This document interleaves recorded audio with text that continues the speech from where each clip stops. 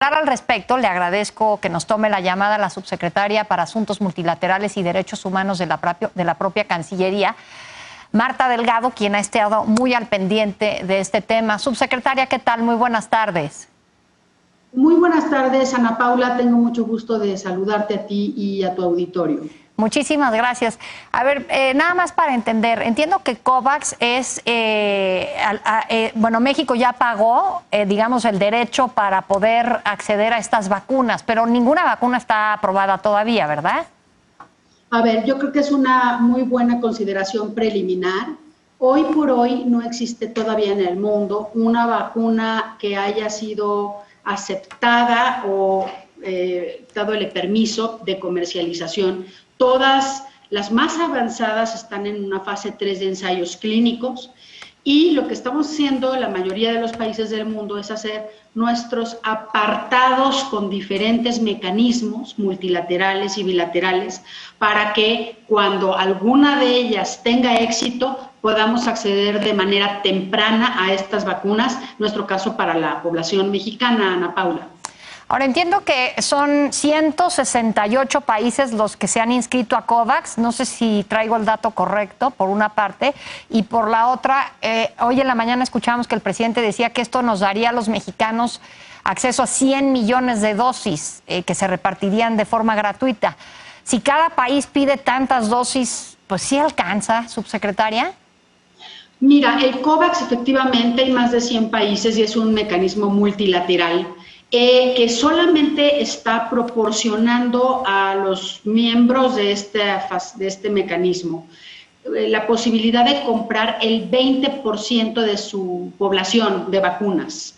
Solamente podemos máximo pedir para el 20% de nuestra población y por eso para el COVAX, bueno, alcanza para los países miembros de esta organización. Esa también, Ana Paula, es la razón por la que no es suficiente el COVAX para el mundo, entonces necesitamos recurrir a otro tipo de acuerdos bilaterales que en México se han hecho a partir de la estrategia diplomática que el canciller Ebrard diseñó para poder tener estos convenios que hoy se firman, por ejemplo, en México. Entonces, digamos que un 20% de la población tendría acceso a esta vacuna vía COVAX. ¿Y el resto, cómo se obtendría, subsecretaria? Sí, mira, vía COVAX hemos más o menos apartado, vamos a tener acceso a 50 millones de vacunas para 25 millones de personas. Por otro lado, tenemos los 3 acuerdos que el gobierno mexicano alcanzó el día de hoy para más o menos pues un centenar adicional de millones de vacunas contra la COVID-19.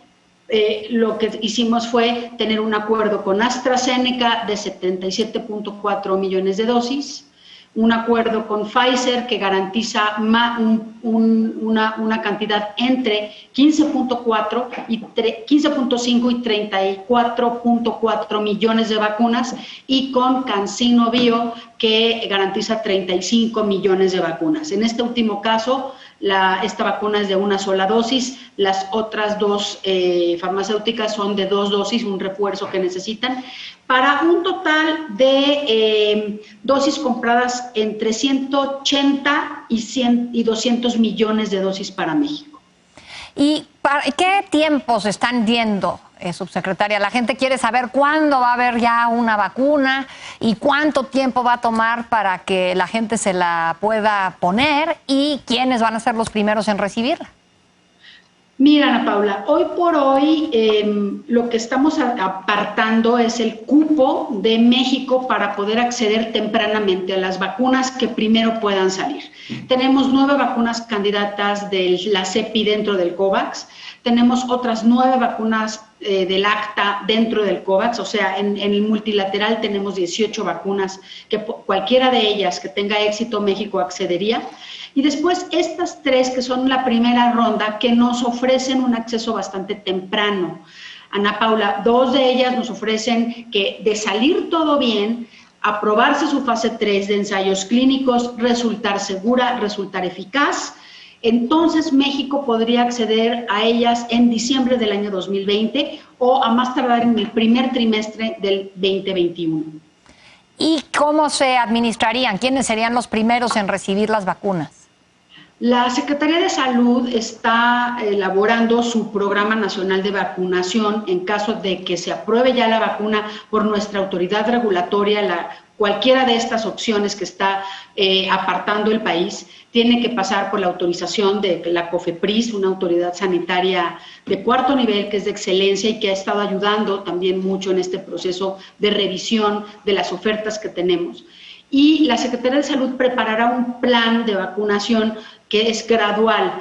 El doctor Alcocer, secretario de Salud, esta mañana dijo en la conferencia con el señor presidente que la primera línea de defensa de la pandemia son los médicos, enfermeras del sector salud, los primeros que recibirían la vacuna, y después hay una serie de criterios. La OMS, por ejemplo, habla de que se tiene que vacunar a las personas mayores de 65 años, las personas después a las que tienen comorbilidades asociadas con factores de vulnerabilidad, inmunodeprimidas, en fin, hay una serie de criterios, los va a establecer el sector salud para su programa de vacunación en México. Eso le compete estrictamente a la Secretaría de Salud. Subsecretaria Marta Delgado, muchísimas gracias por platicar con nosotros esta tarde. Gracias a ti, Ana Paula, un saludo. Igualmente.